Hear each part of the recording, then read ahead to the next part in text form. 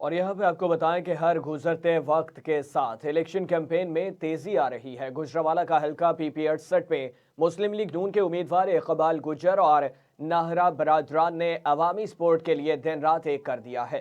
مزید جانتے ہیں وہاں پر موجود ہمارے بیورو چیف محمد علی اقبال سے۔ جی اقبال، بتائیے گا کیا تفصیلات ہیں؟ ہاں جی بالکل، الیکشن کے قریب آتے ہی امیدواروں کی جانب سے ووٹران کو قائل کرنے کے لیے کوششیں جاری ہیں۔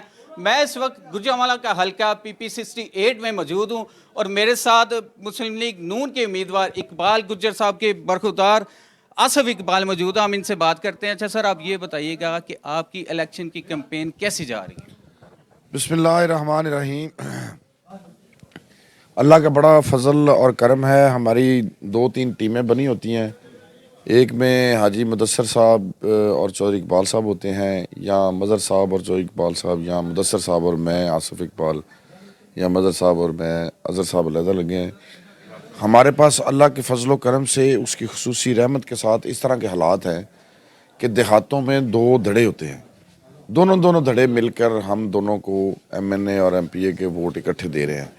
اس حد تک اللہ کی کریمی اور فضل اور رحمت ہے کہ 2 دھڑوں میں آپس میں 302 کی دشمنیاں ہیں، اور وہ اپنی دشمنی بھول کر اکٹھے ہو کے دونوں گھر ہمیں مدعی بھی اور ملزم بھی ووٹ ڈال رہے ہیں اللہ کے فضل و کرم سے۔ تو اس طرح کا ماحول ہے۔ اس میں اللہ کی رحمت کے ساتھ میاں نواز شریف صاحب کے پاؤں کی برکت ہے۔ جب سے وہ پاکستان تشریف لائے ہیں، مسلم لیگ نون کے حالات ہی تبدیل ہو گئے ہیں۔ اور گجرانوالہ کا ویسے ہی آپ کو پتہ ہے کہ مسلم لیگ نون کا قلعہ ہے۔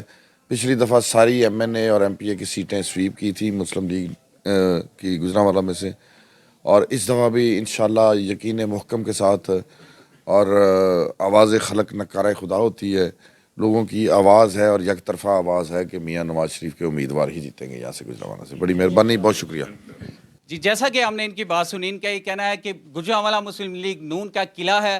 سابقہ ادوار میں بھی مسلم لیگ نون نے کلین سویپ کیا تھا، تو اب کی بار بھی مسلم لیگ نون کے تمام امیدوار منتخب ہوں گے۔ جی